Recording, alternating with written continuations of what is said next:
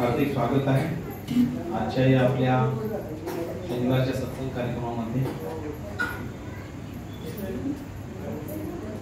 सत्संग आपण सत्संग म्हणतो आणि सत्संगामध्ये आपण सर्वजण आलेलो आहोत।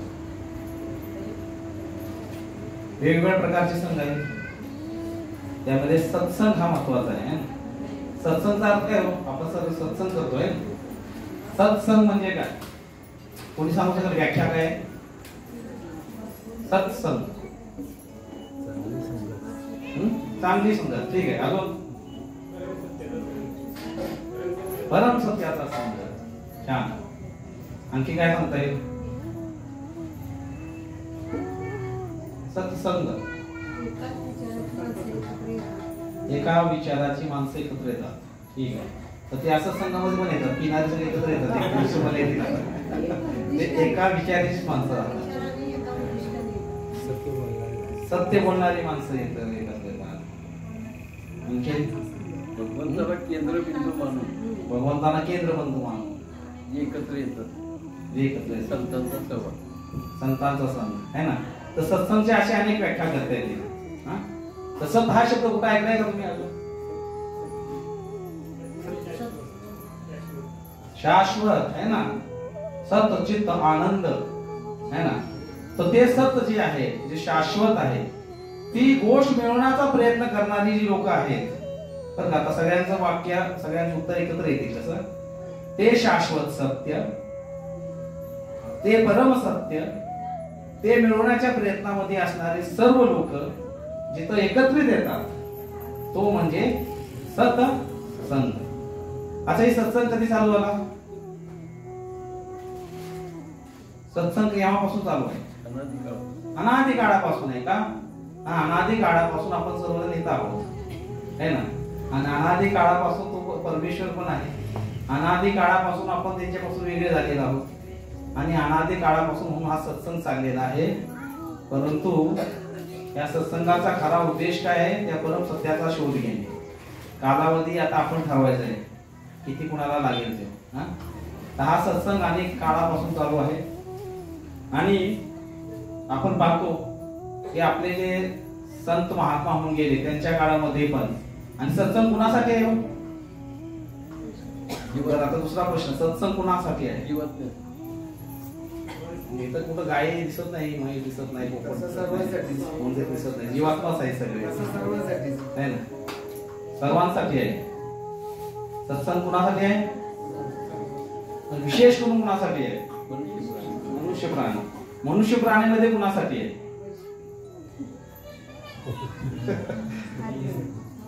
मनुष्य प्राणी किती प्रकारचे आहेत?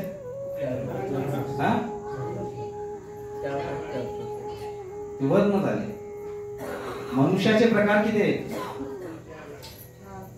4,84,00,000 योनी आहेत है ना। त्यातले 80 वेगळे, 4,00,000 मनुष्य आहेत, 4,00,000 प्रकारचे मनुष्य आहेत। यापैकी कोणासाठी आहे सत्संग? सर्वांसाठी आहे। आता येत नाही ती गोष्ट वेगळी आहे। तिथं शिवाजी महाराज पण बसलेत ना, आणि गावकरी पण बसलेत, सगळेच बसलेले आहेत। सत्संग हा सर्वांसाठी आहे। ज्याला कुणाला भगवंताचा शोध घेत आहे त्यांना द्यायचे। आता एखादा मला माहितच नाही परम सत्य म्हणजे त्यासाठी सत्संग नाही का? नाही, सत्संगचा उद्देशच हा आहे की त्या परम सत्याची ओळख करून देणे, त्या शाश्वत धामाची प्राप्ती करणे, तोच खरा सत्संग आहे। जर आपण फक्त इथं येऊन कथा श्रवणाचा आनंद घेत असो, प्रसादाचा आनंद घेत असो, इतर चर्चांचा आनंद घेत असो, तर ते केवळ सात्विक मनोरंजन आहे। काय आहे? मनोरंजनच आहे। रास्तिक मनोरंजन असतं, तामसिक असतं, आणि सत्वगुणातील मनोरंजन असतं। तर इथं येऊन आपण त्या भगवंताचा शोध घेऊ शकलो नाही, त्या परम सत्याच्या जवळ जाऊ शकलो नाही, तर आपण काय केलं? श्रमैव हि केवलम, म्हणजे केवळ काय केलेलं आहे? सात्विक मनोरंजन केलेलं आहे। म्हणून म्हणतात की या जगामध्ये प्रामुख्यानं 2 प्रकारची माणसं आहेत। किती प्रकारची? 2 आहेत। काय सांगता येईल? आस्तिक आणि नास्तिक है ना। तर हा जो आस्तिकांसाठी असणारा संघ आहे। आस्तिक म्हणजे कोण? देवाला मानणारा, धर्माला मानणारा, धर्मनिष्ठ असणारा, ही लोक सगळं आस्तिक.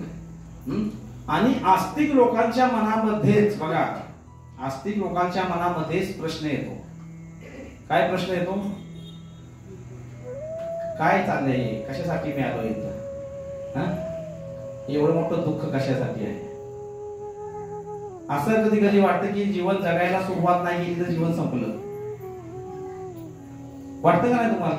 आत्ता कुठंतरी बाबा माझ्याकडे घर, गाडी, बंगला आला होता, तर हे काय झालं? आयुष्य तर संपलं. किती वर्ष राहिली आता, है ना? जीवन जगता जगता संपून जातं आणि म्हणता आहे जगायचं राहून गेलं, है ना?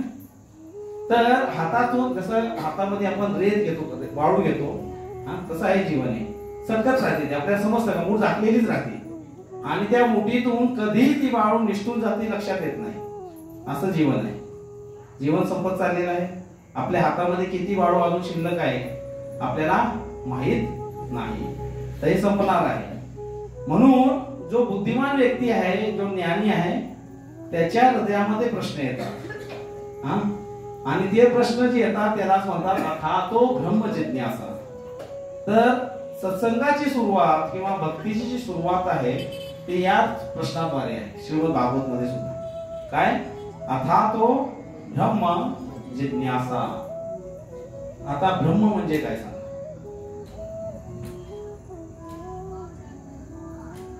काय येईल ती मनात येईल ती बोलत राहायचं, त्याशिवाय येणार नाही. बघा एक गोष्ट सांगतो सुंदर. जी लोक IPSC एक्झाम देतात, UPSC एक्झाम देतात, MPSC एक्झाम देतात, मोठे मोठे एक्झाम्स आहेत ना, आणि भरपूर मोठा सिलेबस असतो, तरी सुद्धा जेव्हा त्यांचा इंटरव्ह्यू होतो त्यांच्या लक्षात कसं राहतो? एवढे अभ्यास करू शकतात का? आता उद्या माझा इंटरव्ह्यू आहे समजा, 5-6 जण IAS ऑफिसर बसणार आणि मला काही विचारू शकतात. ते राजनीतीमध्ये विचारू शकतात, भूगोलशास्त्रामध्ये, सायन्स मध्ये विचारतात, विज्ञान मध्ये विचारू शकतात. मग त्यांच्या लक्षात कसं राहतं? कारण त्यांनी काय केले असतो? अभ्यास. पण अभ्यासापेक्षा आणखी एक गोष्ट केलेली असते. काय हो? रिव्हिजन. रिव्हिजन ऐकलाय शब्द? म्हणजे काय मराठीत काय म्हणतात? उजळणी करणे. आता हे रिव्हिजन करणे म्हणजे काय? हे मी वाचलं आणि पुन्हा ती मी वाचलं म्हणजे रिव्हिजन झालं का? सांगा मुलांना. रिव्हिजनचा अर्थ काय सांगा खरा? जर अभ्यास केला असेल तर माहित असेल ना, नाही नसणार. रिव्हिजनचा अर्थ काय सांगा? रिव्हिजन किंवा उजळणी करणे म्हणजे उद्या परीक्षा आहे आणि आपण उजळणी करायला बसतो किंवा रिव्हिजन करायला बसतो म्हणजे काय करतो आपण? पुन्हा पुन्हा वाचायचं. ठीक आहे, थोडं जवळ आहे. पुन्हा पुन्हा वाचायचं नाही. बघा मी सांगतो पुन्हा सांगतो, पहिल्यापासून वाचायचं पण नाही. म्हणून हे मुलांसाठी तर खास आहे, ते अभ्यासू आहेत किंवा आपल्या सर्वांसाठी हा प्रश्न महत्वाचा आहे. रिव्हिजनचा अर्थ काय? पाठांतर करणे. बरं, किती पाठ करणार? भोकमपट्टी पण नाही, मुद्देसूद अभ्यास करणे. मुद्देसूद अभ्यास करणे. ठीक आहे, ती पण आलं. बघा शब्दामध्ये जाते रिव्हिजन. रिव्हिजन बघा काय अर्थ आहे? मी हे वाचलं, मी रिव्हिजन करताना काय करणार माहित आहे? मी हे बंद करणार, डोळे बंद करणार, विजन करणार, आठवण्याचा प्रयत्न करणार. या अध्यायामध्ये हे 5 श्लोक होते, या 5 श्लोकामध्ये हे गोष्टी दिलेल्या आहेत, हे मी वाचल्या आणि त्यानंतर मी डोळे बंद करून विजन करतोय. विजन म्हणजे पाहतोय. कशात? मनामध्ये. आणि ज्या वेळेला आपण अशा प्रकारे पाहतो त्यावेळेला त्याची एंट्री आपल्या मस्तिष्कामध्ये होते, बुद्धीमध्ये होते आणि तिथं माइंडला माहित होतं की हे मला कॅप्चर करायचे. त्याचा फोटो काढला जातो आणि ते आत राहतं. याला म्हणतात काय? रिव्हिजन. लक्षात. आणि ते कॅप्चर झालेले फोटो पुन्हा आपण वाचायचे, जे विसरलेले फोटो काढायचे बुद्धीनं आपल्या, पुन्हा रिव्हिजन करायचं, पुन्हा ते राहिलेले कॅप्चर पुन्हा कॅप्चर केले जातात आणि त्यानंतर विद्यार्थी नोट्स काढतो. नोट्स काढणे म्हणजे सगळे पॉइंट्स नाही काढायचे. आता रिव्हिजन मध्ये जे आठवलं नाही ते नोट्स मध्ये आपण लिहून काढायचे, ठळक मुद्दे. जसं IAS ऑफिसर मध्ये प्रेसिडेंटचा एक मुद्दा घेतला. प्रेसिडेंट म्हणजे कोण, कोणत्यासाठी कोणता प्रेसिडेंट होता, कोणत्या हयात असताना त्याचा मृत्यू झाला, पदावर असताना त्यांनी कोणती कामं केली, ही सगळे जे मुद्दे असतील. समजा माझा मुद्दा विसरतोय की 1994 ला कोण प्रेसिडेंट होता, रिव्हिजन मध्ये पण येणार झालाय तर ते मी नोट्स मध्ये घेणार आणि मग जाण्यापूर्वी परीक्षेला मी फक्त नोट्स बघणार. बाकीचे फोटो माइंड मध्ये आहेत, राहिलेले आपण नोट्स मध्ये लिहिले. म्हणजे एवढा मोठा अभ्यास करायची गरज नाही, छोट्याशा नोट्स मध्ये सगळं आलं. लक्षात? एवढंही सांगायचं कारण काय आहे, कारण आपण IAS ची परीक्षा देत नाही, 100 पेक्षा कितीतरी श्रेष्ठ दर्जाची परीक्षा देतोय, आहे ना? देतोय ना? नाही दिली तरी द्यावी लागणार आहे. शेवटी मृत्यूरूपी परीक्षा सर्वांना येणार आहे. सर्व तयार आहेत का त्या परीक्षेला? नक्की? तर ही रिव्हिजन आहे. आता तुम्ही म्हणाल की आम्हाला माहित आहे की काय शिकवताय तुम्ही, आता तो ब्रह्मजिज्ञासा म्हणजे काय माहिती आहे आम्हाला, गेली 10 वर्षे 15 वर्षे 5 वर्षे 1 वर्ष आम्ही ऐकतोय. पण जरी ऐकत असता तर पुन्हा ऐका रिव्हिजन साठी. तर आता तो ब्रह्मजिज्ञासा की हे जेव्हा तू आता ब्रह्म विषयी जिज्ञासा कर, तर ब्रह्म म्हणजे काय? एक ब्रह्म माहिती आहे आपल्याला, ब्रह्मदेव आहे ना सर्वांना. दुसरा ब्रह्म पासून येतं ब्रह्मांड. तिसरा ब्रह्म परब्रह्म भगवंत. चौथा ब्रह्म जीवात्माला पण ब्रह्म म्हणतात. म्हणजे असे अनेक प्रकारे ब्रह्माची व्याख्या केली जाते. तर आता जीवात्माला प्रश्न पडतो इथं आल्यानंतर की जीवन जगण्याच्या पहिले संपायला लागलेलं आहे किंवा संपून गेलेलं आहे, तर मी आलो तो कशासाठी इथं? जगता जगताच विसरून गेलो की कधी मृत्यू जवळ आलेला आहे. मग तो विचार करतो की मी आहे कोण? पहिला प्रश्न हा तो ब्रह्मजिज्ञासा. काय? मी कोण आहे? कोण आहे मी? कशासाठी इथं आलो? का दुःख भोगतोय? का हे संसार चक्रामध्ये मी अडकले? असे जेव्हा प्रश्न पडायला लागतात तेव्हा समजायचं की त्याचा आध्यात्मिकच्या जागेचा रस्ता मोकळा व्हायला लागलेला आहे, दरवाजे खुलायला लागलेत. तो खऱ्या मार्गाने सत्संगाच्या मार्गाने पुढे अग्रसर व्हायला लागला. मग हे शोध घेत असताना त्याच्या लक्षात येतं की कोणीतरी शक्ती आहे जे या सृष्टीला चालवते, ज्यांनी मला इथं पाठवलेलं आहे. ती शक्ती कोण? दुसरा प्रश्न, भगवंत कोण आहेत? दुसरा प्रश्न काय? भगवंत कोण आहेत? कारण जगाच्या पाठीवरती अनेक भगवंत आहेत. जगामध्ये सर्वात मोठा धर्म कोणता आहे? नाही, आता तसा हिंदू धर्म आहे. पण आता अस्तित्वात असणारी जी लोक आहेत, पालन करणारी लोक जी आहेत, कुठल्याही ख्रिश्चन धर्म आहे. सगळ्यात जास्त अनुयायी कुठले? ख्रिश्चन धर्म आहे. 2 नंबरला यवन लोक आहेत. 3 नंबरला हिंदू धर्म आहे. मग बौद्ध धर्म आहे. तर भगवंत कोण आहे म्हणताना मग जर सर्वात जास्त लोक पालन करणारे आहेत येशू ख्रिस्त आहेत, मग ते भगवंत असले पाहिजेत, आहे ना, त्यांच्या दृष्टिकोनातून. कारण की आपला समाज कसा आहे, बहुजन जिथं असते तिथं आपण जातो. मग ते आहे का? दुसरा आहे यवन, मग पैगंबर आहे का? मग तिसरा मग हिंदू मध्ये तर 33 कोटी देवी देवता आहेत. मग असा संभ्रम निर्माण होतो की नक्की भगवंत कोण आहे. आणि मग जीवात्मा वेगवेगळ्या पंथामध्ये, वेगवेगळ्या धर्मामध्ये, वेगवेगळ्या ठिकाणी भगवंताचा शोध घ्यायला लागतो. ग्रंथांच्या माध्यमातून, सत्संगांच्या माध्यमातून, साधू संतांच्या माध्यमातून भगवंत जो जिज्ञासू आहे तो भगवंत कोण आहे. आणि तिसरा प्रश्न येतो की हा जे भगवंत आहे तर हा मी आहे, माझा आणि यांचा संबंध आहे का काय? आणि जर संबंध आहे तर तो कोणता संबंध आहे? हे जेव्हा 3 प्रश्न निर्माण होतात, काय प्रश्न निर्माण होतात? पहिला, मी कोण आहे? दुसरा, भगवंत कोण आहेत? आणि तिसरा, भगवंत आणि माझ्या मध्ये काही संबंध आहे का? या 3 प्रश्नाला मिळून काय म्हणलं जातं? अथातो ब्रह्म जिज्ञासा. हे जीवात्मा आता तू ब्रह्म विषयी जिज्ञासा कर, हे शोध घेण्याचा प्रयत्न कर.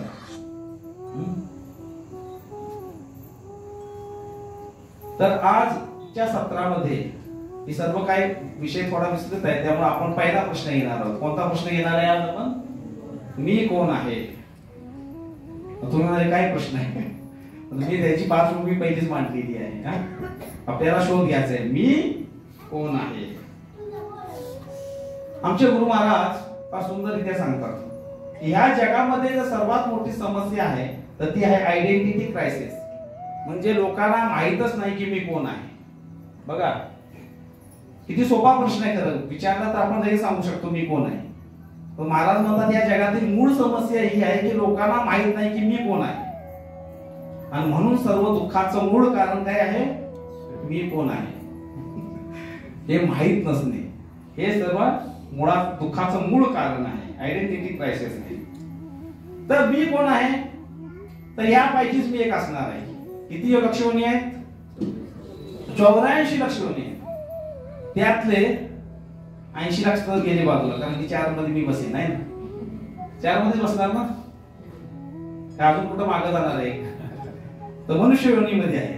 तर मी कोण आहे? पहिला मी एक मनुष्य आहे. मनुष्यामध्ये मी कोण आहे? स्त्री आहे किंवा पुरुष आहे. आपण सांगतो बघा साधारणतः कोणी विचारलं का कोण काय रे गाढव? नाही गाढव कुठं आहे? मी मनुष्य आहे. गाढवासारखा का बघतो? नाही, मी मनुष्यच आहे. ठीक आहे, मनुष्य आहे. मनुष्यामध्ये मी स्त्री आहे किंवा पुरुष आहे. पुढे दुसरी ओळख काय सांगतो मी शेतकरी आहे, मी डॉक्टर आहे, मी इंजिनियर आहे, मी वकील आहे, इत्यादी इत्यादी इत्यादी. ही आपली दुसरी तिसरी ओळख आहे ना. आणखी काय ओळख सांगतो? मी आजोबा आहे याचा, मी वडील आहे त्याचा, मी मुलगा आहे तिचा. पारिवारिक संबंधाद्वारे आपण ओळख सांगतो. आणखी काय सांगतो? वर्णाद्वारे सांगतो. मी ब्राह्मण आहे, क्षत्रिय आहे, वैश्य आहे, शूद्र आहे. ही ओळख सांगतो. आणखी काय सांगतो? मी भारतीय आहे, इटालियन आहे, जपानीज आहे. आणखी काय सांगणार नाही? मी गरीब आहे, मी श्रीमंत आहे, मी काळा आहे, मी गोरा आहे, मी उंच आहे, गुटका आहे, इत्यादी प्रकारे आपल्या ओळखी येतात. आता एवढ्या सगळ्या ओळखी झाल्यानंतर प्रश्न असा येतो की नक्की मी कोण आहे? म्हणून मी डॉक्टर आहे का? मी कोणाचा मुलगा आहे? मी भारतीय आहे? कोण आहे नक्की? आता एवढे आपण कॅटेगरी बघितल्या, मग याच्यापैकी आपण आहे कोण नक्की? आहे ना, काय आहे? कोण आहे आपण? हू ऍक्च्युअली वी आर. आपण यापैकी कोण आहे? सर्वच आहे. वेगवेगळ्या ठिकाणी आपण वेगवेगळ्या भूमिका निभवत असतो. मी माझ्या ओपीडी मध्ये माझ्या पेशंटसाठी डॉक्टर आहे, बरोबर. मी घरामध्ये जेव्हा येतो माझ्या मुलांसाठी मी वडील आहे, माझ्या पत्नीसाठी मी पती आहे, माझ्या आई वडिलांसाठी मी मुलगा आहे, बरोबर. तर अशा प्रकारे आपण एकाच समाजामध्ये एकाच जन्मामध्ये अनेक प्रकारच्या भूमिका निभवत असतो. वेगवेगळे किरदार आहेत आपले. म्हणूनच या दुनियाला काय एक म्हणलेलं आहे? रंगमंच आहे. रंगमंच म्हणजे काय हो? जिथं नाटक घडतं आहे ना. आपण सर्वजण इथं आलोय आणि एका नाटकामध्ये भाग घेतलाय. त्या नाटकामध्ये मी या वेळेला काऊन झालेलो आहे? मी अमुक अमुक व्यक्तीचा वडील आहे, अमुक अमुक व्यक्तीचा मुलगा आहे, बरोबर. हे नाटक जेव्हा पडदा पडेल, जेव्हा संपेल, त्यावेळेला प्रत्येक जण आपापल्या मार्गाने आपापल्या घरी निघून जाईल. येते लक्षात? काय लिहिली तर वाचा. वाचा येते ना सगळ्यांना? वाचा जोरात. अमिताभ बच्चन का हुआ निधन. कधी मेला होतो? मेला तो कधी? शोले मध्ये. शोले पिक्चर मध्ये अमिताभ बच्चन 1975 ला ना, 1975 साली निधन पावला. तो आहे का आता? आहे. मेला म्हणून आपण बघितलं की त्याला मारताना किती गोळ्या लागल्या त्याला. गब्बर सिंगच मारला ना त्याला. तर अमिताभ बच्चन का हुआ निधन कुठं झालं? रंगमंचावरती निधन झालं. परंतु या रंगमंचाच्या बाहेर त्याचं एक जीवन आहे, ज्यामध्ये त्याची पत्नी आहे, त्याची मुलं आहेत, त्याचे कुटुंब आहे ना. तसंच ही दुनिया एक रंगमंच आहे. आपण सर्वजण इथं आलेलो आहेत, वेगवेगळ्या भूमिका निभावत आहोत. आणि या भूमिका निभावत असताना आपलं पण एक खरं जीवन आहे. ज्या वेळेला पडदा पडेल, हे रंगमंच नाटक संपेल, तेव्हा पती पत्नी वेगळे होतील, मुलं आई वडिलांपासून वेगळे होतील, मित्र मित्रापासून वेगळा होईल. हे सर्व नाटक इथं संपणार जेव्हा शेवटचा डोळे झाकले जातील. पडदे कुठले आहे? रंगमंच पडदे हे 2 हे जेव्हा बंद होतील त्यावेळेला नाटक संपत त्यावेळेला आपण पुन्हा आपल्या घराकडे जायचं का दुसऱ्या नाटकात भाग घ्यायचा? कुठं जायचंय? नाटक आवडलं तर भाग घ्या. भरपूर नाटकं करायला संधी आहे. 84 लक्षवेधीमध्ये फक्त उड्या मारायच्या इकडून तिकडं तिकडून इकडं माकडासारखं. तर जो खरा बुद्धिमान आहे म्हणाल की मी भरपूर धन कमवलं, भरपूर मोह माया पाहिली, आता माझ्या घरी जाऊ दे रे बाबा, है ना. तर इथं आल्यानंतर एक रंगमंच आहे आणि ह्या रंगमंचावरती ज्या वेळेला भगवंत येतात ना ते सुद्धा एखाद्या नाटकच करतात. म्हणून पहा या रंगमंचाला काय म्हणतात आहे? माया. या जगाला पण म्हणजे ना माया आहे. मायाचा अर्थ काय सांगा? माया म्हणजे जे नाही ते, म्हणजे आहे दिसायला परंतु प्रत्यक्षात नाही. असं कसं? म्हणजे स्वप्नाप्रमाणे आहे पण नाही. याला म्हणतात काय? माया. तर प्रभू रामचंद्र पण पहा किंवा भगवान श्रीकृष्ण असू द्या, ज्या वेळेला या भूतलावरती येतात ते सुद्धा नाटक करतात बघा. रंगमंचामध्ये लीला करतात, परंतु त्यांच्या नाटकाला नाटक म्हणत नाही. काय म्हणतात? लीला. लीला पुरुषोत्तम आहेत. म्हणून पहा हे प्रभू रामचंद्र ज्या वेळेला सीता माताचं हरण झालेलं आहे, भगवंताला माहित नव्हतं का सीता मैया कुठे आहेत? माहित होतं. परंतु सीता हरण नंतर लक्ष्मणाला घेऊन ते जंगलामध्ये विलाप करत होते. हे सीते, हे सीते. कोणी पाहिलं का माझ्या सीतेला? कुठे गेली? अश्रूंच्या धारा वाहत आहेत. लता वेलीना पशु पक्षींना सर्वांना विचारत आहेत की कोणी माझ्या जानकीला पाहिलं का? आणि रुदन करत आहेत. भगवंतासारखं नाटक महाकलाकार कोण असणार? एवढे जोरजोरात विलाप चाललेला आहे. आणि त्यावेळेला आकाश मार्गाने शिव आणि पार्वती चाललेले होते, शिव आणि सती चाललेले होते.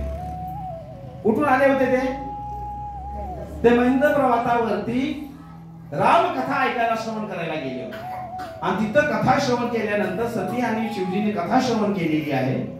आणि येते वेळी त्यांनी पाहिलं शिवजीनी की प्रभू रामचंद्र जंगलामध्ये रुदन करत फिरत आहे. ते एक सुंदर लीला चाललेली आहे. शिवजीने तिथं दंडवत प्रणाम केला, माझे प्रभू आहेत म्हणून. तेव्हा सती म्हणाली, तू कुणाला प्रणाम करत आहात? हा तर एक वनवासी दिसत आहे. म्हणजे आता कथा ऐकून आली तू रामायण, आणि आता तुझ्या मनामध्ये संशय येतोय. सतीला विश्वास नाही बसला. म्हणून सती पटकन रूप धारण करून खाली आली आणि सीताचं रूप धारण केलं. सीताचं रूप धारण करून प्रभू रामचंद्राच्या समोर येऊन उभी राहते. प्रभू रामचंद्र इथं रडत आहेत, सीते सीते सीते करत. आणि समोर जेव्हा सतीला पाहिली, हात दोन्ही जोडतात म्हणतात प्रणाम माते. सतीला आश्चर्य वाटलं की मी जानकीच्या रूपामध्ये, महामाया आहे मी. पार्वती म्हणजे कोण? साक्षात सती. आणि मला मी बसू शकले नाही म्हणजे काय? कन्फ्युजन आहे. पुन्हा थोड्या अंतरावरती गेली आणि पुन्हा सतीनं सीता माताचं रूप धारण करून समोर आली. आणि प्रभूंनी पुन्हा विचारलं, माता तुम्ही एकटेच फिरत आहेत, शिवजी कुठे आहेत? त्यावेळेला सतीला समजलं की नाही नाही, हे प्रभू रामचंद्र आहेत. पण झालं काय? ज्या वेळेला सतीनं सीताचं रूप धारण केलं त्यावेळेला शिवजीने सतीला मनातून त्याग केला. का त्याग केला? कारण तू माझ्या आईचं रूप धारण केलं, तू आता माझी पत्नी होऊ शकत नाही. आणि त्यानंतर शिवजी मोठ्या काळासाठी समाधीमध्ये गेले. आणि त्यानंतर जेव्हा त्यांनी नेत्र उघडले त्यावेळेला दक्षानं यज्ञ ठेवलं होतं आणि त्या यज्ञामध्ये सतीला आपला देह त्याग करावा लागला आणि मग ती पार्वती बनली. ही सर्व घटना का घडली? त्याच्या मागे एक कारण आहे.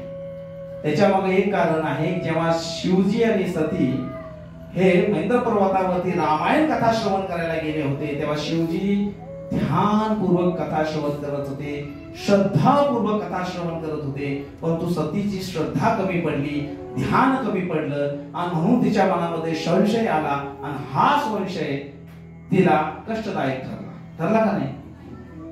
मग आपण कुठं बसलोय? सत्संगामध्ये. आणि आपण कथा कशी श्रवण करायची? ध्यानपूर्वक आणि दुसरं श्रद्धापूर्वक. तर म्हणून ध्यानपूर्वक आणि श्रद्धापूर्वक आपण कथा श्रवण केली पाहिजे. तर प्रभू रामचंद्र जेव्हा फिरत होते वनवासामध्ये, तेव्हा प्रभूजी जेव्हा येतात, भगवान श्रीकृष्ण येतात, तेव्हा ते सुद्धा काय करतात, एक नाटक करतात, एक लीला करतात आणि लीला संपन्न झाली की निघून जातात. त्याचप्रमाणे त्यांचे जे भक्त आहेत, त्यांचे जे अंश आहेत, ते सुद्धा इथं नाटक करायला आले. भगवान स्वतःच्या धामाला निघून जातात, आपण मात्र इथं डुबक्या मारत बसतो, कारण की अजून गोडवा चाखायचा असतो इथल्या संसाराचा. तर मी कोण आहे, तर यामध्ये दोन प्रश्न आहेत, मी आणि माझं. किती दोन शब्द आहेत, मी आणि माझं. काय फरक आहे मी आणि माझा मध्ये? समजा आता बघा, हा आहे मी, म्हणजे मी नाही म्हणणारा मी, आपण सगळे कोण आहे, मी. आता समजून घ्या, थोडं ध्यानपूर्वक श्रवण करायचं. ही कोण आहे, आपण आहे, मी. आणि ही काय आहे, गाडी कुणाची, माझी. घर कुणाचं, माझं. म्हणा सगळ्यांनी. कुटुंब कुणाचं, माझं. ठीक आहे. टोपी कुणाची, माझी. शर्ट कुणाचा, माझा. चष्मा कुणाचा. मला आता फरक सांगा, मी आणि माझा मधला. एवढं सगळं आपण बघितलं. मी माझं, मी माझं. फरक काय आहे मी आणि माझा मध्ये? काय सांगताय बघू आता. कथा श्रवण ध्यान मोठी असं समजतो तुम्हाला. मी म्हणजे एक शरीर आहे, माझं म्हणजे शरीराशी संबंधित ज्या गोष्टी आहेत. ठीक आहे. माझ्या मालकीच्या ज्या गोष्टी असं वाटतं, माझ्या मालकीच्या आहेत. फरक काय आहे? फरक मी आणि माझ्यामध्ये एक मोठा फरक दिसतो. काय आहे सांगा. बरोबर. हा, अजून सांगितलं. अजून सांगा कसं. अजून थोडस त्याला इलॉबरेट करा. जवळ आलाय प्रश्नाच्या. मी आणि माझं वेगवेगळं सांगितलं म्हणजे अजून काय सांगता येईल? हा, संबंधित आहे. ठीक आहे, छान. अजून बरोबर. हा, हे पाहिजे आपल्याला. तर याच्यामध्ये एक फरक मोठा आहे. काय? मी म्हणायसाठी ती वस्तू माझ्यापासून वेगळी पाहिजे, आहे का नाही? जर कुठली गोष्ट माझ्यापासून वेगळी आहे तरच ती माझी आहे. माझ्यापासून काय पाहिजे ती? बरोबर. पटते का सगळ्यांना? मी माझी म्हणण्यासाठी ती गोष्टी माझ्यापासून वेगळी पाहिजे. चष्मा माझा आहे म्हणल्यानंतर चष्मा माझ्यापासून वेगळा पाहिजे, आहे का नाही? तसं आता ही सांगा, हात कुणाचा आहे? कुणाचा? माझा. डोळे कुणाचे? माझे. हे शरीर कुणाचं? मी शरीरापासून वेगळा आहे का नाही? मग इथंच सर्व कळतं की मी कोण आहे. हे सर्व माझ्यापासून वेगळं आहे. मी आणि माझ्यापासून वेगळं असणं. आपण कधी म्हणत नाही की मी हात आहे, मी डोळे आहे, मी केस आहे, मी नाक आहे, मी कान आहे. मी म्हणतो माझा हात, माझा शर्ट, माझे कान, माझे डोळे, माझं शरीर. म्हणजे मी कुणीतरी वेगळा आहे या शरीरापासून, आहे ना? तर अशा प्रकारे जर आपण पाहिलं तर मी या शरीरापासून वेगळा आहे, म्हणजे मी कुठंतरी या शरीरामध्ये आहे. असं आहे, आत आहे या शरीराच्या. ज्या वेळेला आपण म्हणतो की माझ्यापासून हे सर्व वेगळं आहे, तर आपण कुठं आहे? या शरीराच्या आत आहे, परमेश्वर रूपाने. तर मी कोण आहे? आत्मा. आत्मा शब्द ऐकलाय?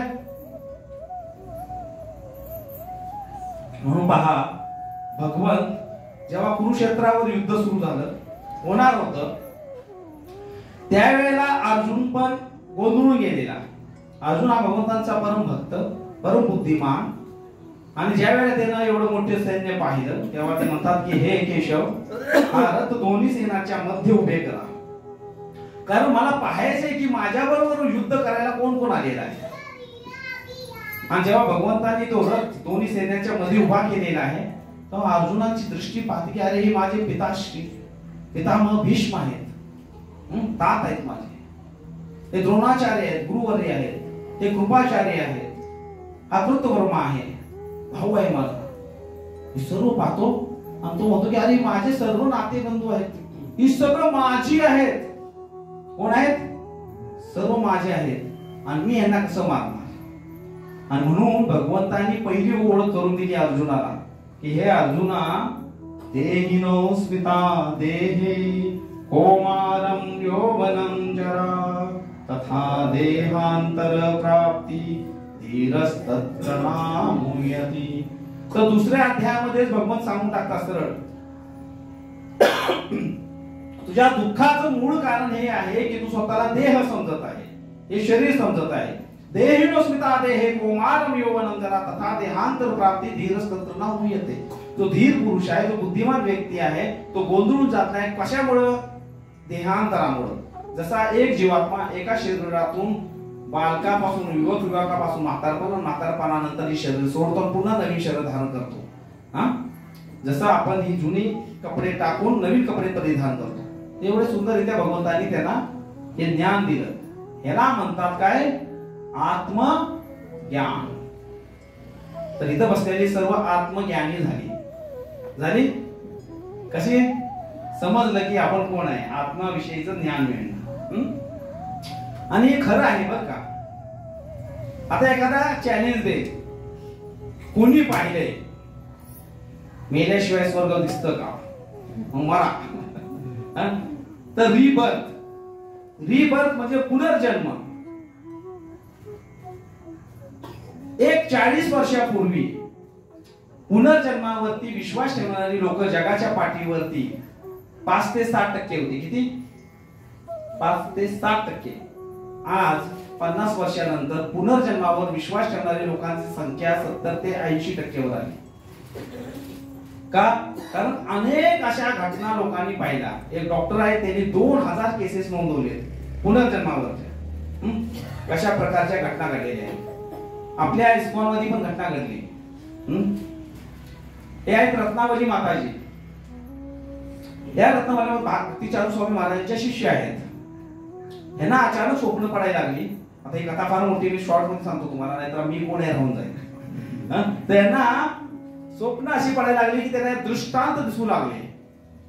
आणि ते म्हणले की मला एकच पिक्चर वारंवार का दिसतंय, एकच मंदिर दिसतंय, एक बगीचा दिसतोय, रथयात्रा दिसते. नंतर ते जेव्हा खोलवर गेले, थोडं हिप्नोथेरपीचा त्यांनी घेतला. मागच्या जन्मामध्ये प्रयत्न केला, अनेक प्रकारे त्यांनी पडताळून पाहिलं. नंतर त्यांना उजळत गेलं आणि त्यांच्या लक्षात आलं की त्यांचा हा पुनर्जन्म आहे. आणि पहिल्या जन्मामध्ये ते राघव ब्रह्मचारी म्हणून होते. आणि मग जेव्हा शोध घेतला तेव्हा लक्षात आलं की हे राघव ब्रह्मचारी रोड ऍक्सिडेंट मध्ये बुक डिस्ट्रीब्युशन करताना त्यांचा मृत्यू झाला होता. रूपादानी त्यांना 2 दिवसापूर्वी फोनवर दीक्षा दिलेली होती आणि त्यांच्यासाठी एक पत्र पण लिहून ठेवलेलं होतं. आणि मग नंतर थोड्या दिवसानंतर लक्षात आलं, त्यांनी आणखी मग त्या ठिकाणी गेले लंडन मध्ये. त्या राघव ब्रह्मचार्यांची जेव्हा हिस्ट्री काढली सगळी, तेव्हा त्यांच्या लक्षात आले की हे राघव ब्रह्मचारी अत्यंत लाजाळू व्यक्ती. आणि त्यांच्या किचन रूम मध्ये एक माताजी होत्या जे इंडियन होत्या. आणि त्यांना ब्रह्मचारी होते, परंतु त्यांचं मन त्यांना त्यांच्या प्रती आकर्षण वाटू लागल्यानंतर त्या त्यांच्या मनामध्ये राहिल्या. आणि जेव्हा मृत्यू झाला तेव्हा त्या रत्नावली माताजी आठवल्या, म्हणून त्यांचा जन्म स्त्रीचा झाला. आता विचार करा बरं का, भरताना कुणाला आठवायचे. कोणता जन्म मिळाला? अंतकालेच मामेव स्मरण मुक्ता कले. ज्या वेळेला ज्याचं आपण चिंतन करतो, हे उदाहरण आहे इस्कॉन मधलं. भक्ती चारू स्वामी महाराज हसत म्हणाले होते, तो तुम्ही कुणाशी आठवण काढली भरताना? तर स्त्रीचा जन्म घ्यावा लागला. म्हणून बा एक आपल्या संस्कृतीमध्ये एक शब्द येतो, काय? पतिव्रता. पतिव्रताचा अर्थ काय हो? पती प्रती एकनिष्ठ असणारी स्त्री आहे ना. अशी पतिव्रता स्त्री जी असते, ही पतिव्रताचं व्रताचं पालन करणारी. तिचा पतिव्रताचं एक कारण काय असणं महत्वाचं, कारण की मृत्यू समय तिच्या पतीवर तर तिचं एवढं अगाध प्रेम असतं, स्नेह असतं की मरताना ती कुणाचं स्मरण करते? कुणाचं? पतीचं. पुढचं शरीर कोणतं मिळणार? पुरुष शरीर मिळणार. आता इथं मी भेदभाव करायला बसलो नाही, तर तुम्ही उद्या केस ठोका माझ्यावर की स्त्री पुरुष समान कायदा. तर तसं नाहीये. शरीरामध्ये जर घेतलं तर सर्वोत्तम शरीर पुरुषाचंच आहे. कारण की स्त्रियांच्या काही जबाबदाऱ्या आहेत, काही त्यांच्यामध्ये ही आहे की ज्याच्यामुळे त्यांना पुरुषासारखं पूर्णपणे भगवंत बघा मला सांगा, संन्यासी बनण्याचा आहे का कुणाला, किंवा ब्रह्मचारी? आता काय काय ठिकाणी चाललेलं आहे. पण पुरुष श्रेष्ठ, शरीर श्रेष्ठ मानलं गेलेलं आहे आध्यात्मिक प्रगतीसाठी. म्हणून अशी स्त्री जेव्हा पुरुषाचा जन्म घेते त्यावेळेला तिला आणखी भक्ती सोपी होते आणि ती पुढे जाते. हे त्याच्या मागची एक हे आहे. तर पुनर्जन्म आहे, रिबर्थ आहे, ते या स्टोरीवरून आपल्याला समजतं. तर काय फरक आहे हो? Difference between body and soul.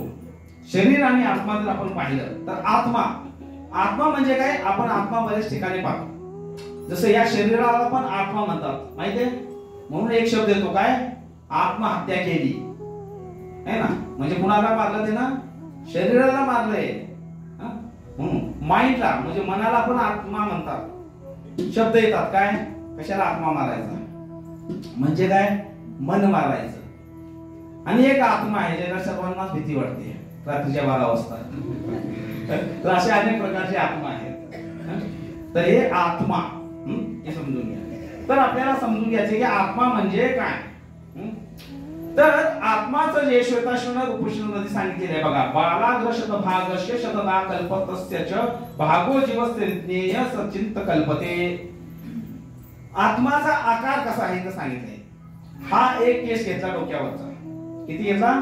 एक केस. त्याचे 10,000 तुकडे करायचे. किती करणार? 10,000 तुकडे. त्या 10,000 तुकड्याचा एक तुकडा घ्यायचा, पुन्हा ते 10,000 तुकडे करायचे. किती? मग त्याला मायक्रोस्कोप खाली बघायचं. तेवढा आकार आहे आत्माचा. म्हणजे आपण किती आहे? आपण स्वतःला मानतो की फार मोठा माणूस. तर आपला आकार किती आहे बघा.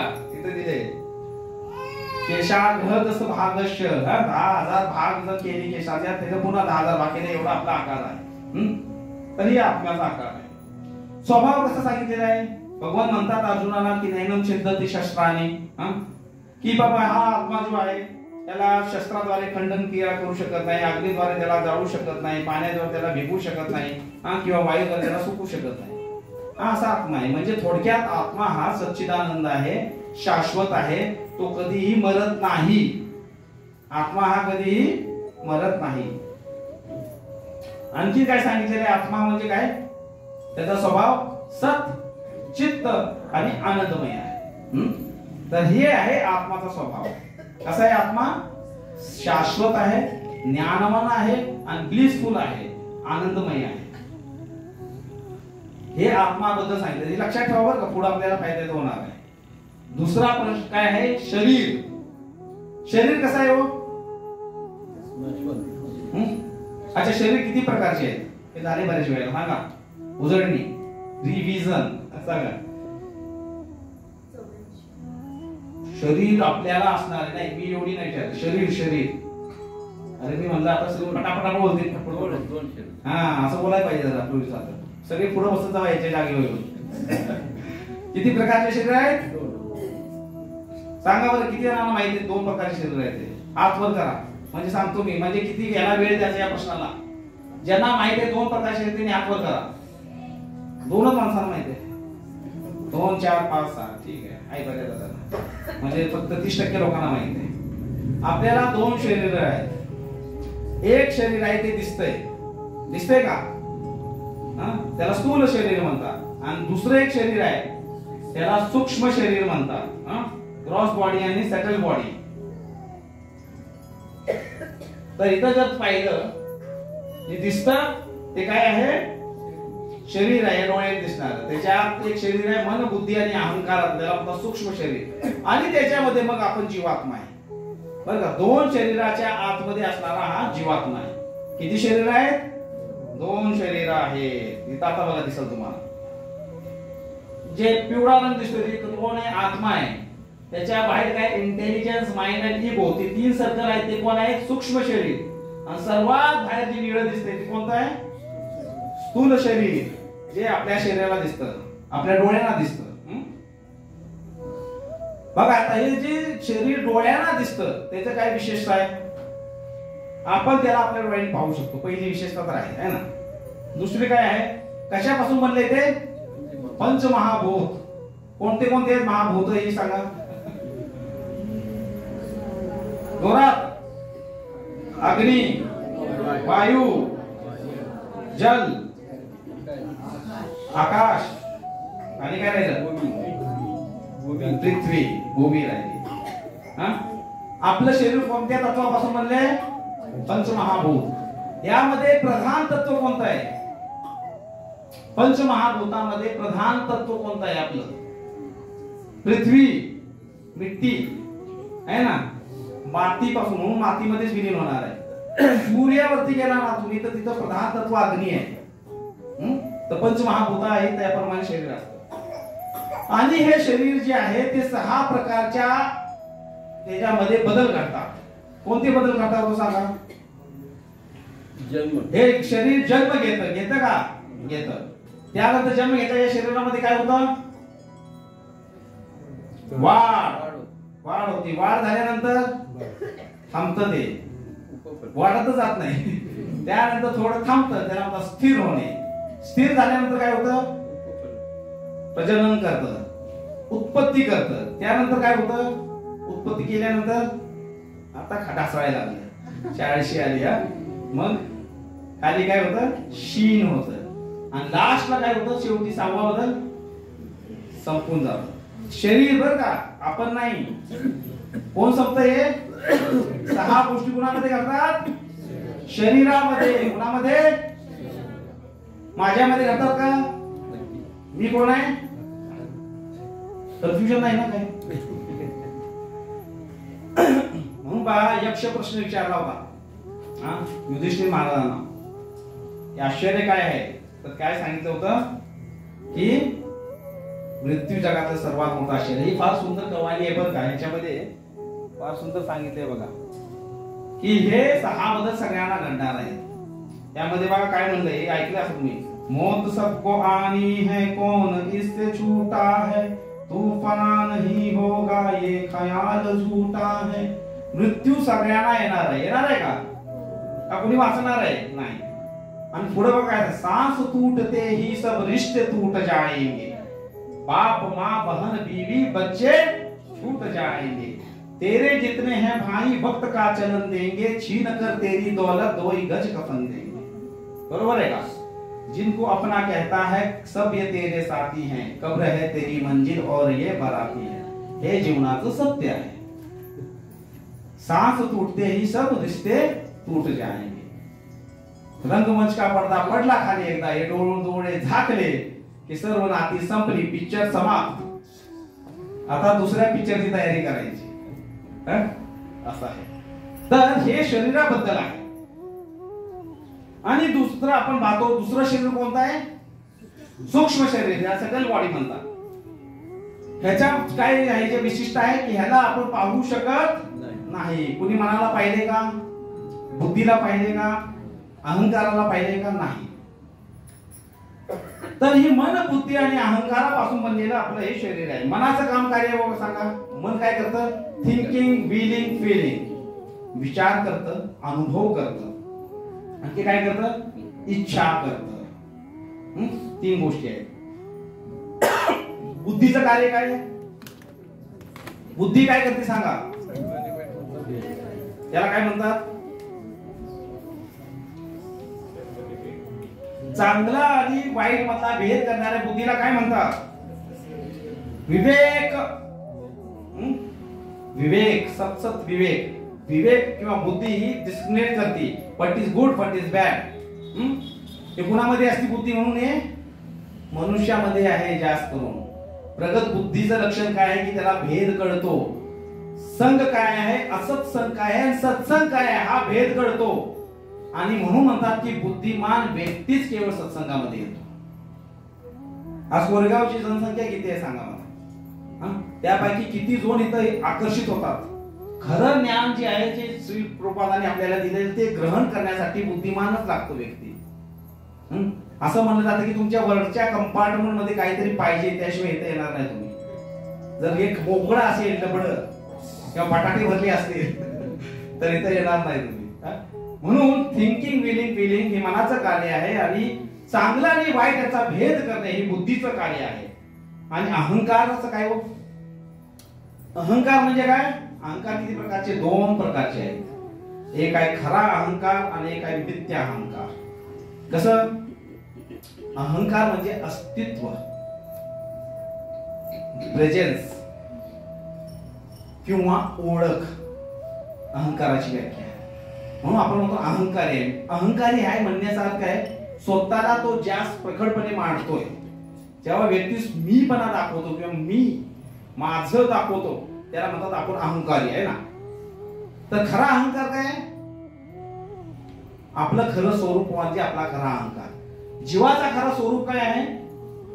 जीवेर स्वरूप हय कृष्णेर नित्य दास. आपण भगवंताचे दास आहोत. मिथ्या अहंकार काय आहे? मिथ्या अहंकार म्हणजे मी शरीर आहे मानणे.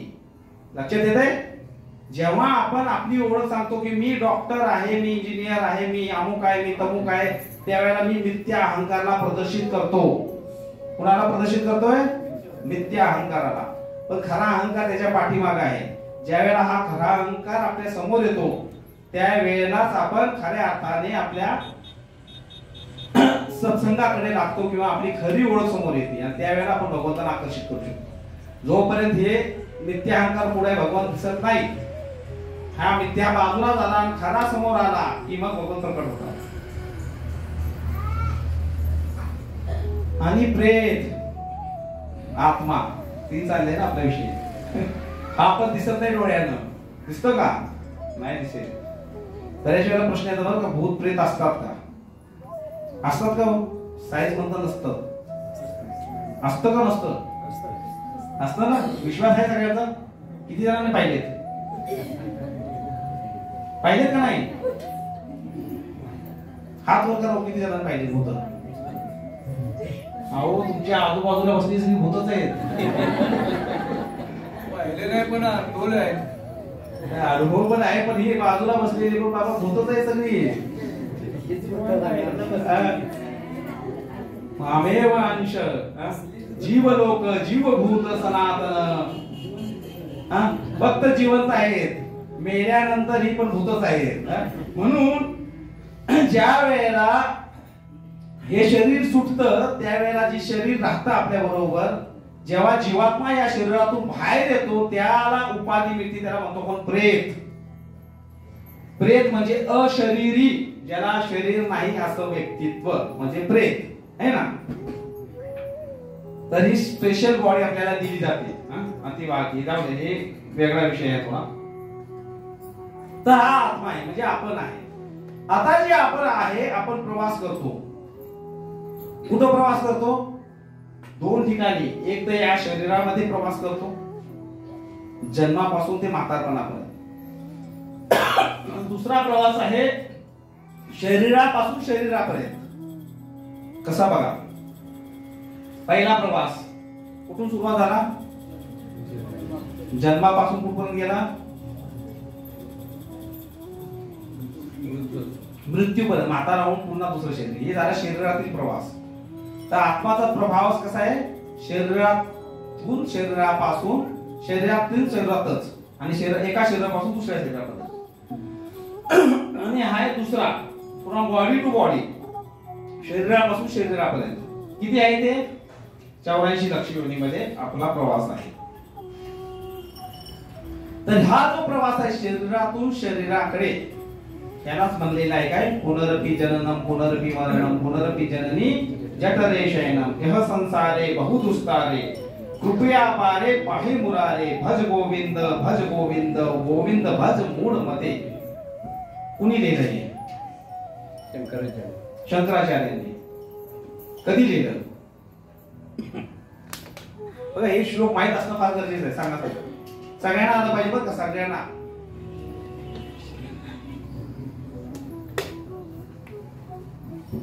बर, शंकराचार्य कोण होते हे सांगा मला. जगद्गुरु. ठीक आहे, चला आणखी सांगा काय त्यांनी काय केलं हे सांगा. मायावादाचा प्रचार केला. मायावाद म्हणजे काय सांगा. बरं ठीक आहे, ते सोपे भाषेत सांगितलं, व्यवस्थित सांगा. मायावाद भरपूर प्रमाणात आहे या जगामध्ये, माहिती आहे? सगळ्यांना माहित असलं पाहिजे. मायावाद म्हणजे काय सांगा. मायावादाचं मूळ सांगा. मूळ काय आहे? मायावादाचं फाउंडेशन काय आहे? मायावाद कशावर स्थापलेला आहे? बरोबर. मायावाद म्हणजे काय? एक दिवशी आत्मा पांडुरंग बनेल. सर्व लोकांना वाटतं की आम्ही भक्ती करतो कशासाठी? की एक दिवशी आम्हाला इथून सुटायचे आणि वैकुंठपती बनायचे. काय बनायचे? वैकुंठपती. किती जणांना म्हणायचे? हेच मायावाद आहे. तेव्हा याच कारणामुळे आपण सर्व नेत आहोत. फार सूक्ष्म गोष्ट आहे, परंतु तेवढीच महत्वपूर्ण आहे. आपल्या सर्वांचं पतनाचं कारण किंवा आपल्या सर्वांचं इथं असण्याचं एकमेव कारण आहे की सर्वांना असं वाटतं की आम्हाला त्या कृष्णासारखं, त्या पांडुरंगासारखं तसं बनायचं आहे. तुकाराम महाराज फार एक गोष्ट सुंदर सांगतात. तुकाराम महाराज म्हणतात की आम्हाला साखर नाही बनायचं, आम्हाला साखर नाही बनायचं, आम्हाला साखरेची चव चाखायची.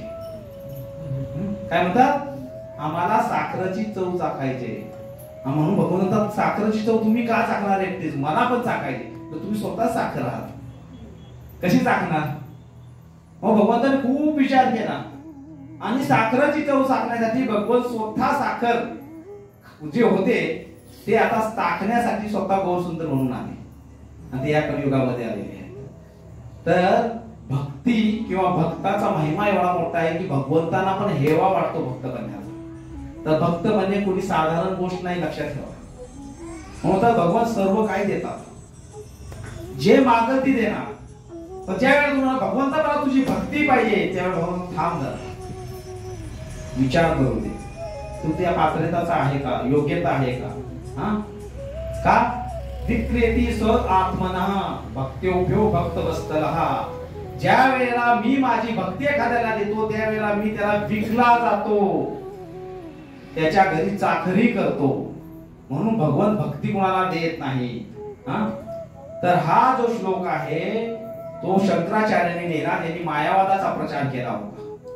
मायावादाचा प्रचार एवढा मोठ्या प्रमाणात झाला होता कारण की लोकांनी वेदांचा अस्वीकार केला. ती कथा वेगळी आहे. आणि वेदांना पुन्हा स्थापित करण्यासाठी शंकराचार्य जे आले, आदि शंकराचार्य जे स्वतः भगवान शिव आहेत, त्यांनी मायावादाची स्थापना केली आणि त्यामध्ये त्यांनी मायावाद दाखवला आणि या मायावादाचं खंडन करण्यासाठी चैतन्य महाप्रभू आले. तर अशी मोठी आहे. म्हणून मायावादामध्ये पण जेव्हा सर्वजण लोक वेद वाचतात त्यावेळेला लास्टला शंकराचार्य म्हणतात, शेवटी म्हणलेले आहेत काय म्हणजे की मी सगळं काय सांगितलं तुम्हाला, आता एक महत्वाची गोष्ट सांगतो. ती मायावादी संन्यासी कोणी स्वीकार केली नाही. लास्टला बघा कथाच्या शेवटी असते ना, क्लायमॅक्स असतो है ना, तसं आदि शंकराचार्यांनी त्यांच्या ग्रंथाच्या शेवटी क्लायमॅक्स दिला, सार रूपाने दिलं. काय सांगितलं? पुनरपि जननम पुनरपि मरणम पुनरपि जननी जठरे शयनम इह संसारे बहुदुस्तारे कृपया पारे पाही मुरारे. की हा संसार आहे ना, ह्याला पार करणं फार कठीण आहे. हे संसार चक्र आहे. पुन्हा पुन्हा इथं जन्म घ्यावा लागल, पुन्हा पुन्हा मरावं लागल. जन्म घेतला की मरणार, मरले मेला की जन्म घेतला. म्हणजे हे चक्र आहे, चालत राहणार चालत राहणार. करायचं काय? तर ते म्हणतात कृपया पाही पारे पाही मुरारे, की हे मुरारे तुमच्या कृपेनं मी हे पार करू शकतो. मग कसं करायचं? तर त्यांनी लास्टला सांगितलं भज गोविंद भज गोविंद. गोविंद भज मूळ मध्ये हे मूर्ख, शेवटी म्हणलेले हे मूर्खानो तुम्ही गोविंदाचं भजन करा, याच्याशिवाय दुसरा तिसरा चौथा पर्याय नाही. नाही केलं तर या संसार चक्रामध्ये अडकून राहणार आणि गाणी म्हणत राहणार, तुझ्या माझ्या संसाराला आणि काही हवं, तुझ्या माझ्या लेकरांना घरकुल नवं. आता प्रधानमंत्री घरकुल देतात, नव्या घरामध्ये काय नवीन घडलं, लाता मारून लेकरांनी घराबाहेर काढलं. बांधलं की हो घर, फार सुंदर घर बांधलं, कष्ट केले, जीवन संपत चाललेलं आहे, मोठा बंगला तयार झालेला आहे. आणि जेव्हा राहायची वेळ येते तेव्हा मुलगा म्हणतो बाबा निघा आता जरा, थोडी जागा द्या, बाहेर जाता का, म्हणून वृद्धाश्रम वाढत चाललेले आहे. तर हे संसार चक्र असं आहे पहा, ज्याच्यासाठी तुम्ही झिजणार ना, काय गॅरंटी नाही की ते तुमच्या पाठीशी उभे राहणार. म्हणून मुलगा, मुलं, पत्नी, मित्र कोणी आपलं खरं नाही. मी कुणाला हे करत नाही कुटुंबामध्ये, पण खरं सांगतो खरा घरामध्ये जीवनामध्ये शांती पाहिजे असेल तर काय सूत्र आहे त्याचं? खरी शांती पाहिजे असेल तर तुम्हाला आपल्याला समजलं पाहिजे, भगवद्गीता म्हणून वाचली पाहिजे आपण. एक ध्येय असलं पाहिजे. शांती जर पाहिजे असेल तर काय पाहिजे केलं पाहिजे? एक श्लोक आहे भगवद्गीतेमध्ये, सांगा सांगा कोणता आहे? मन मनाभाव आहे. पण शांती मिळवायची असेल म्हणून भगवद्गीता आपल्या जीवनामध्ये असलीच पाहिजे. भगवद्गीता ही गाईड आहे, भगवद्गीता ही कोच आहे, भगवद्गीता ही आपल्याला मार्गदर्शन करणारा सर्वोत्तम ग्रंथ आहे. भगवद्गीता स्वतः श्रीकृष्ण आहे जे आपल्याबरोबर म्हणतो ना आपण अर्जुनासोबत कृष्ण होते, आमच्या बरोबर पण आहेत, तुमच्या बरोबर पण आहेत की हो, पण तुम्ही त्यांना ओळखलंच नाही आहे ना? आहेत का नाही भगवद्गीताच्या रूपेने? दुर्योधनाला ओळखलं होतं कृष्णा, त्यांच्या समोरच होते की बंदी बनायला निघाला. मग भगवद्गीता आपल्या बरोबर आहेत की. भगवान म्हणजे की मी जेव्हा जाईन त्यावेळेला मी ग्रंथ रूपाने इथं राहीन. श्रीमद भागवताच्या रूपामध्ये भगवंत आहेत आपल्या घरामध्ये, भगवद्गीताच्या रूपाने भगवंत आहेत आपल्या घरामध्ये. आपण त्यांच्याबरोबर किती वेळ घालवतो हा प्रश्न मोठा आहे. किती वेळ घालवतो मला सांगा? सर्वोत्तम आहे. सुहृद सर्वभूतानां शांती ज्ञात्वा मां शांती पृच्छते. सुहृद जे सर्वांचे अत्यंत प्रिय मित्र आहेत. भोक्ताराम यज्ञ तपसा सर्व लोक महेश्वर. असे हे भगवंत आहेत जे आपले खरे मित्र आहेत, खरे सखा आहेत, खरी माता आहे, खरे पिता आहेत, खरे शाश्वत संबंधी आहेत. त्यांना तर आपण बाजूला ठेवतो आणि या नश्वर संसारामध्ये असणारे नश्वर लोकांच्या पाठीशी बसून आपण सर्व संसार करतोय. म्हणून सांगितलेलं आहे की कृष्ण भावनेमध्ये प्रगती करायची तर अनुकूलस्य संकल्प प्रतिकूलस्य वर्जनम. म्हणजे ज्या ज्या गोष्टी अनुकूल आहेत भक्तीसाठी त्या सर्वांचा आपण स्वीकार केला पाहिजे, आणि ज्या प्रतिकूल आहेत त्याचा त्याग नाही करता आला तर कमीत कमी डिस्टन्स ठेवलं पाहिजे. लांबून आपण त्याच्याशी हात जोडून लांब राहिलं पाहिजे. का? कारण आमच्या सर्वांचा उद्देश एकच आहे. काय आहे? आम्हाला जायचं आहे कुठं? भगवद्धाम. आपण सर्वजण कोण आहे खरं माहित आहे? आत्मा तर आहोत, पण खरे कोण आहे? कसले आत्मा आहोत आपण? भगवंताची लेकर. पण खरे सांगा या जगामध्ये आहे कोणत्या प्रकारची आत्मा आहे आपण? We all are traveller. प्रवासी आहे आपण. का शाश्वत राहायला आलोय? नाही राहील. बघा एका ठिकाणी राहू शकत नाही आपण. एका शरीरामध्ये किती काळ राहणार आहे? 10, 15, 20, 25, 50, 60, 70, 80, 90, 100. त्याच्या पुढे म्हणू नको ना. तर आपण सर्वजण कोण आहे? प्रवासी. मुसाफिर हूं यारो, ना घर है ना ठिकाणा, मुझे बस है चलते जाना. पण कुठं जायचे हे जो प्रश्न विचारतो की मी मुसाफिर आहे, मला चालत जायचे, घर नाही, ठिकाणा नाही, पण माझं घर कुठं तरी असलं पाहिजे. जर मी प्रवासी आहे तर माझं घर असलं पाहिजे. ते घर कुठं आहे ते शोध घेणे म्हणजे अथातो ब्रह्मजिज्ञासा. म्हणून शेवटी जाता जाता पुन्हा एकदा आपण शेवटच्या स्टँजावर नजर टाकूया. पहा काय म्हणले. तू यहाँ मुसाफिर है ये सराय पानी है, 4 रोज की महिमा तेरी जिंदगानी है. 4 दिवस म्हणलेले आहेत. का म्हणजे 4 दिवसाचं जिंदग जीवन असतं? पुन्हा सांगता येईल का? कारण आपलं जीवन 4 टप्प्यामध्ये वाटलं गेलेलं आहे. 25, 25, 25, 25. आलं का लक्षात? 25 वर्ष आपली जातात शिक्षण घेण्यामध्ये, ब्रह्मचारी आश्रम. पुढची 25 ते 50 आपलं आहे गृहस्थ आश्रम, जिथं गाढवासारखं बैलासारखं कष्ट करून धन संपदा एकत्रित करायचे. त्यानंतरचे 50 ते 75 वानप्रस्थ आश्रम, जिथं आपण अध्यात्माचा शोध घ्यायचा. आणि त्यानंतर 75 ते 100 जगलोत्तर भगवंतांना समर्पित जीवन. आलं लक्षात? म्हणून 4च दिवस आहेत. आपण ही जे दुसरा भाग आहे ना त्याच्यातच जगतो जास्त. वानप्रस्थ नाही, संन्यास नाही, काय नाही, ब्रह्मचार्य पण नाही. भोग घेण्याची वृत्ती आहे. जल जमी जर जेवर कुछ ना साथ जाएगा, खाली हाथ आया है खाली हाथ जाएगा. तरी जी गोळा केलेला आहे ती सर्व इथंच राहणार आहे. राहणार का नाही? जान के भी अनजाना बन रहा है दीवाने, अपनी उम्र ए पानी पे तन रहा है दीवाने, किस कदर तू खोया है इस जहां के मेले में, तो कृष्णा को भूला है बस के इस झमेले में, है ना. तर या मी आणि माझ्यामध्येच आपण एवढं गुरफटून जातो की आपल्याला वाटतं की हेच जीवन आहे. म्हणून म्हणलं की जान के भी अनजाना बन रहा है दीवाने. आता मला सांगा, आपल्यापैकी तुम्हाला माहित आहे, मला सांगायची गरज आहे काही? काहीच गरज नाही. सगळ्यांना माहित आहे की संसार चक्र आहे, हे आपल्याला खात आहे, त्रास देत आहे, क्लेशदायक आहे, याच्यामध्ये आनंद नाही, तरी सुद्धा आपण त्यामध्ये रममान होतो. त्या परमसत्याचा शोध घेत नाही, भक्तीला सिरियसली गंभीरतेनं घेत नाही. आज तक ये देखा है पाने वाला पोता है, जिंदगी को जो समझा जिंदगी पे रोता है. ह्यामुळे समजून घ्यायचं नाही का? ज्याला समजलं की हे जीवन काय आहे, तो बिचारा म्हणतो नको नको रे संसार, हा संसार नको आहे. म्हणून मी लहानपणी ऐकायचो कोणाकडून, असे थोर जे बुवा होते का नाही, म्हातारी कोतारी सांगायचे आम्हाला, काय बाबांनो एवढी ज्ञानेश्वरी वाचू नका बरं का, भक्ती मार्गाला लहानपणी जायचं नसतं, डोकं खराब होतं, वेड होतं माणूस, वाचलं की वेड होतं. मला फार कुतूहल असायचं, नक्की वेड का होतं? भक्ती करणारा माणूस वेडा का होतो?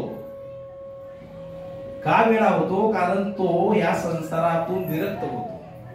ज्याला सत्य समजतं, त्याला जीवन समजतं, त्याला या संसारामध्ये आनंद येत नाही, आणि तो म्हणतो की नको. आणि मग अशा व्यक्तीला लोक वेडा समजतात. अरे आनंद घ्यायचा 4 दिवस आहे, जगायचं, हसायचं, खेळायचं, मोज मस्ती करायची दिवस तुमचे, आणि तुम्ही काय करता? हरे कृष्ण हरे राम. परंतु जो बुद्धिमान आहे तो विचार करतो नाही नाही, ही 4 दिवस तर अशी संपणार आहे, तो मला शाश्वत पाहिजे, न संपणारं सुख, न संपणारं सुख, शाश्वत सुख, ज्याला ब्लीस म्हणतात, ज्याला आनंद म्हणतात, ते केवळ वैकुंठात आहे, गोलोक कृष्ण वृंदावन मध्ये आहे. तिथं आपल्याला जायचं आहे. आणि म्हणून आपल्याला पहिला प्रश्न सोडवायचा आहे की मी कोण आहे? सच्चिदानंद आत्मा आहे. तर हे आत्मज्ञान आहे.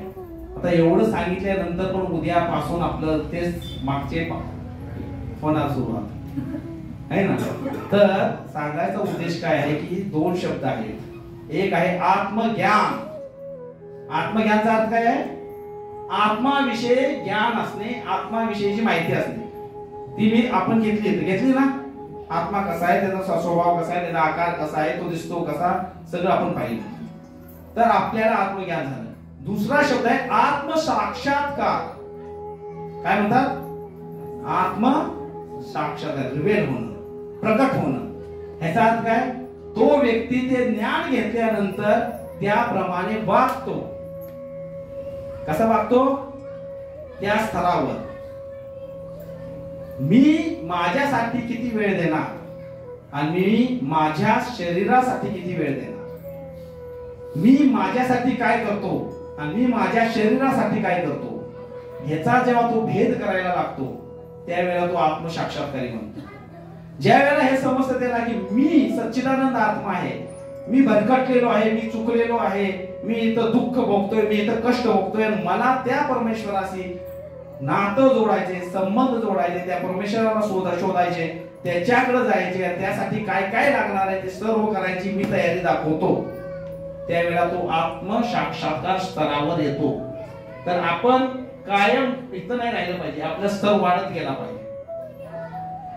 दिने दिने प्रत्येक दिवशी आपण आपल्याला झोपण्यापूर्वी जज केलं पाहिजे, रिपोर्ट कार्ड ठेवला पाहिजे की आज मी किती प्रगती केली, आज मी भगवंताच्या किती जवळ गेलो, आज दिवसभरामध्ये मी भगवंताचा किती नाम जप केला, आज दिवसभरामध्ये मी भगवंताचा किती संग केला.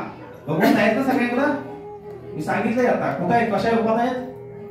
भगवद्गीता भागवतमच्या रूपामध्ये आहे. किती भगवंताचा संग केला. मी आज दिवसभरामध्ये भगवंतांना प्रसन्न करण्यासाठी कोणते कार्य केले. जसं आपण हिसाब किताब ठेवतो कशाचा, ऑफिस मध्ये काम करत असतो तो बॉसला कसं प्रसन्न करायचं, कलिग्सला कसं प्रसन्न संतुष्ट ठेवायचं, ही सर्व गोष्टी पाहतो ना, कुटुंबामध्ये राहतो, समाजामध्ये राहतो, सगळ्यांची मनं राखतो आपण, राखतो का नाही? पुढारी असो, नेता असो, घरातील कोण असो, सगळ्यांची मनं राखतो. केवळ मन राखायचं राहून जाऊन पांडुरंगाच. त्यांच्यासाठी आपण काय करत नाही. तर त्यांच्यासाठी मी काय करतोय हे तडपाडतो पायाला लागतो, त्यावेळेला त्याला म्हणतात आत्मसाक्षात्कार झाला. आणि मी आत्मसाक्षात्काराच्या स्तरावर आलं पाहिजे. आणि जेव्हा हे सर्व होईल, म्हणून काम आहे पहा, कारण आपण इथले नाही, आपण प्रवासी आहोत. आम्ही वैकुंठवासी आलो याच कारणासी, बोलिले जे ऋषी साच भावे वर्तया. आपण सर्वजण कुठले आहोत? वैकुंठाचे आहोत. विसरलोय आपण प्रवासी आहोत. आपण बॅगा घेऊन इकडून तिकडं भटकंती करतोय. बॅगामध्ये आपले कर्म भरलेले आहेत, गाठोडं घेतलेलं आहे पाठीवरती, आणि उड्या मारतोय फक्त. एक वणीमध्ये कोटी फेरा मारतोय. हे चक्र तोडायचे आणि निघायचे येतो. तो खरा प्रवासाचा विजय आहे. ज्या वेळेला आपल्याला आपली मंजिल मिळेल, कुठं जायचं हे माहित आहे. तर पुढचा प्रश्न राहणार आहे पुढच्या वेळेला, जिथं जायचंय, कुणाकडे जायचे, ते व्यक्ती कोण आहे? दुसरा प्रश्न काय आहे आपला?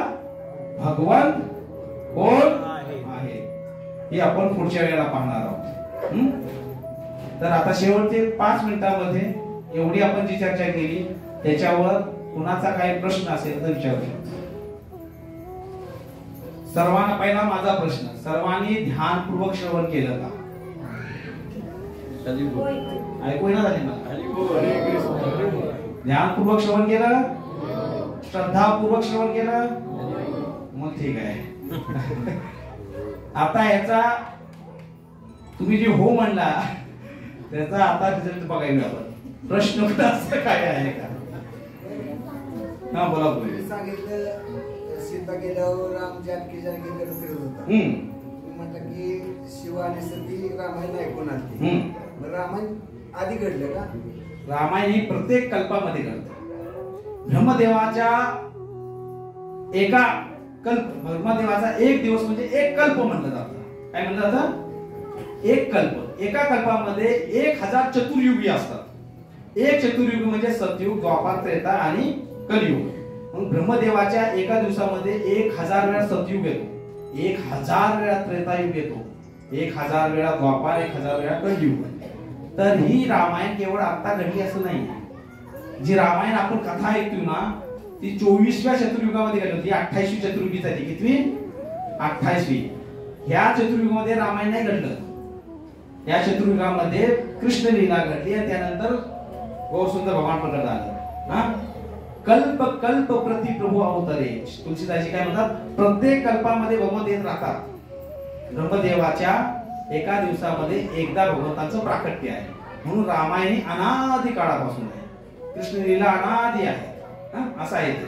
त्यामुळे आपल्याला कन्फ्युजन काय वाटतं, कधी कधी कथामध्ये पण आपल्याला फरक दिसतो. अरे ह्या रामायणमध्ये, वाल्मिकी रामायणमध्ये असं आहे, मग तुलसी रामायणमध्ये तसं आहे. असा भेद का दिसतो? कधी कधी कथेमध्ये फरक का दिसतो? कारण की कल्पाचा भेद असतो. कल्पभेद म्हणतात. वेगवेगळ्या कल्पामध्ये वेगवेगळ्या प्रकारे घडलेलं असतं. समजलं? तरी बोल. हा बोला. एक वृंदावनमध्ये कृपाचार्य म्हणून एक संत आहे. त्यांना फार मोठं प्रेम मंदिर वगैरे त्यांनी बांधतात. त्यांना मानणारा खूप एक संत समाज आहे. त्यांनी एक मुद्दा मांडला होता की धर्म, अर्थ, काम आणि मोक्ष ती कैतव धर्म. आणि भागवताच्या पहिल्या स्कंदामध्ये सुद्धा म्हणलंय की धर्म प्रोजित कैतव धर्म. याच्यावर थोडस काय सविस्तर सांगताय? धर्म प्रोजितो कैतव धर्म म्हणजे काय की कलियुगाच्या प्रारंभाला अनेक कैतव धर्म उदयास येतील. कैतव शब्दाचा अर्थ काय आहे? कैतव म्हणजे भामटे, खोटे, लोकांना भ्रमित करणारे धर्म उदयास येतील. आणि ते आलेले आहेत, आलेले होते. भक्तिविनोद ठाकूरांनी त्याला विरोध केलेला आहे. ज्यावेळेला आपले संत महात्मा आले त्या काळामध्ये पण होते. तुकाराम महाराज होते तेव्हा हेंद्री शेंद्री नावाचे असे भामटे समाज होते, जे वेगळ्या प्रकारे धर्माचा प्रचार करते, जे कैतव धर्म आहे, जी खरी धर्माची व्याख्या नाही त्यामध्ये. ज्याच्यामध्ये वायावाद असेल, शून्यवाद असेल, ब्रह्मवाद असेल, असे धर्म. म्हणून त्यावेळेला त्या शब्दाद्वारे त्यांना रोखण्याचा प्रयत्न केला की अनेक कैतव धर्म येतील, पण खरा धर्म तरी पण शाश्वत राहील. आणि जो खऱ्या अर्थाने त्याचा शोध घेईल त्याला तो मिळेल. धन निरंकाराकडे जाणारे आहेत, भरपूर समाज मोठा आहे, ते असे ह्याच्यामध्ये देव दाखवतात पाहिला का म्हणून, आणि नाही दिसला तर मग तू पापी आहेस. आता मी म्हणतो यामध्ये कृष्ण आहेत, ज्याला दिसणार नाही तो महापापी. कोणाकोणाला दिसलं कृष्ण सांगा? महापापी आहे बरं, दिसणार नाही. सगळे म्हणतात पाहिला आम्ही, हे असे कृष्ण दाखवतात. त्याला म्हणतात कैतव धर्म. हा लक्षात. हरी बोल. अजून कोणाला काय प्रश्न?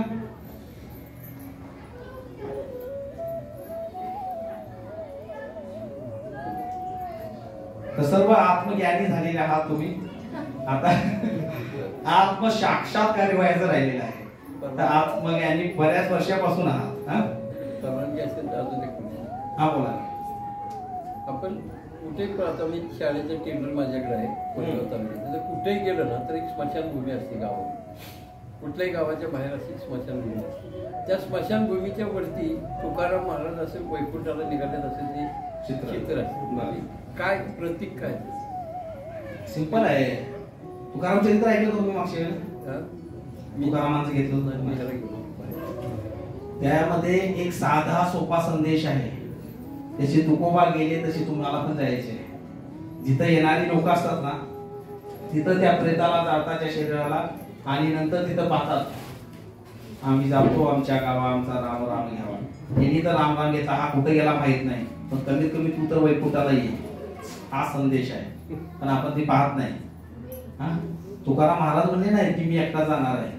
त्यांनी विचार येता निज धाम कोणी विठ्ठल विठ्ठल म्हणा मुली. जर कोणाला निज धाम यायचं असेल तर काय करा? विठ्ठल विठ्ठल म्हणा म्हणून सांगितलं तुम्ही. मुखे राम कृष्ण बोला तुकाराम जातो वैकुंठाला. जाताना काय म्हणते? मुख्यानच रसदेव रामकृष्ण हरीचं भजन करा. एवढं केलं कारण कलियुग केवळ नाम आधार, तरी तुम्ही येऊ शकता. जास्त काय करायचं नाही, हरी हरी करायची. ठेस लागली तर कृष्ण म्हणा, पडला तरी गोविंद म्हणा, उठताना श्रीराम म्हणा. काय करायचं नाही. श्री प्रभुपादांचे एक शिष्य होते, त्यांचं नाव होतं राधाकुंड प्रभू. काय नाव होतं? राधाकुंड प्रभू. जे जेव्हा याचे इथं माऊलीला आम्ही भेटायचो, त्यांच्यावर प्रसाद घ्यायचो, तर ते असे घासाघास म्हणायचे, श्री श्री राधा गोपीनाथ जी की जय, श्री श्री राधा गोविंद देव जी की जय. प्रत्येक घासाला भगवंताचं स्मरण करून ते खायचे. प्रयत्न करा, जमणार नाही, तेवढी निष्ठा लागते. पण आपल्याला तेवढं जमणार नाही. कमीत कमी सवय लावा. उठता बसता खायते शुळते यथा तथा नामले, देश काले नियम नाही, सर्व सिद्धी होय. कुठलाच नियम नाही. हरी हरी कृष्ण कृष्ण गोविंद गोविंद मुरारी मुरारी म्हणत राहा म्हणत राहा म्हणत राहा. हेच आहे जीवनाचं सार. आणि हे जो म्हणत राहतो ना तो शेवटी पण म्हणतो. मग तो स्त्री किंवा पुरुषाचा जन्म नाही मिळत, पुनर्जन्म त्याला होत नाही. तो भगवंताचं स्मरण करतो आणि भगवत धामाकडे निघतो. पण त्याची सवय लावायला लागते. इंद्रियांना सवय लावली पाहिजे. हेच नाही बघा, काही गोष्टी असतात जे आपण जाणून बुजून करतो दुनियाला समाजाला दाखवायला. परंतु काही गोष्टी जे मूळ स्वभाव असतो का नाही, असं म्हणतात की आदत समय असमय नाही देखते. आम्हाला एक धडा होता, मला आठवत नाही कितवीला होता. एक भांगडीवाला होता आणि त्या गाढवावर भांगड्या घेऊन जायचे. आणि भांगड्या विकत असताना तो त्या गाढवाला शिव्या नाही द्यायच्या, प्रेमानं बोलायचा. हे लाडकी व्यवस्थित चालकी. तर बायका म्हणजे तुम्ही गाढवावर एवढं प्रेम करता होय? नाही, गाढवावर नाही. माझा धंदा असा आहे की मला स्त्रियांच्या मध्ये जायला, आणि जर स्वभावाचा गुणधर्म काय ते समय असमय नाही पाहत. जर माझा मला काय चुकलं किंवा काय झालं तर माझा स्वभाव मूळ स्वभाव बाहेर येईल, ज्यामध्ये शिव्या असतील. तर बायकांच्या मध्ये मी बसून शिवी कशी देणार? म्हणून मी माझ्या मूळ स्वभावाला असं वळण लावलंय की मी चांगलं बोलणार. तसं आपण पडले वळण इंद्रिय, आपण आपल्या इंद्रियांना वळण लावायची. काय? ठेस लागली कृष्ण म्हणा, खाताना कृष्ण म्हणा, उठताना गोविंद म्हणा. पडिले वळण इंद्रिय, वळण लावायची, सवय लावायची. सहज नाही. मृत्यूसमय भगवंतांना स्मरण करणं. ज्या वेळेला वळण लागतं ना, सतत सतत फीड होतं. रिव्हिजन म्हणतो ना, सकाळी सुरुवातीला सांगितलं, विजन करायचं, भगवंतांना पाहत राहायचं. आचार्य आपले सांगतात की दिवसातून एकदा तरी तुम्ही जगन्नाथ, वृंदावन, मायापूर जाऊन या. कसं जाणार हो? मनाने विजन करायचं, पाहायचं, डोळे बंद करायचे आणि निघायचं. एका सेकंदात जाऊन येतो. मी तर गेलो पंढरपूरला, लगेच आता जाऊ शकतो. हे ना होणार काय आहे की ज्या वेळेला खरोखर रंगमंचीचे डोळे पडदा पडेल त्यावेळेला पांडुरंग दिसतील, त्यावेळेला जगन्नाथ दिसतील, त्यावेळेला गोविंद दिसतील, आणि मग दुसरं तिसरं प्राप्त करण्यासारखं राहणार नाही काही. डायरेक्ट भगवंताची प्राप्ती. हेच आहे, बाकी काही नाही. हेच मिळवायचंय. का दुसरं काय मिळवाय आलो आपण इथं? कुठलं पद, कुठली प्रतिष्ठा, मीपणा, हे सर्व सोडायचे इथं. आणि नाही सोडलं तर सुटणार आहे. जाणार आहे ते केवळ आपली भक्ती. म्हणून ती भक्तीचं धन घेऊन आपण निघायचे. तर मी कोण आहे हे जाणून घ्यायचे प्रयत्न का करायचे? कारण आपल्याला माहित असलं पाहिजे की मी कोण आहे, मला काय प्राप्त करायचे. हे एकदा कळलं की मग निघालो, मग नाही थांबणार. तर पुढच्या वेळेला आपण पाहणार आहोत भगवंत कोण आहे. अनेक प्रकारचे भगवंत आहेत. तर आपण सर्व धर्मांचा अभ्यास करत मूळ भगवंतापर्यंत शोध घ्यायचे. जरी तुम्ही म्हणा आम्हाला माहिती आहे कृष्ण भगवंत आहे, तर ते कसे आहेत हे तरी माहित पाहिजे. तर ते कसं सिद्ध होतं शास्त्रांद्वारे, पुराणांद्वारे आणि इतर गोष्टीद्वारे, त्याच्यावर आपण प्रकाश टाकण्याचा प्रयत्न करू. ठीक आहे. श्री गुरुपाद की जय. हरे कृष्ण.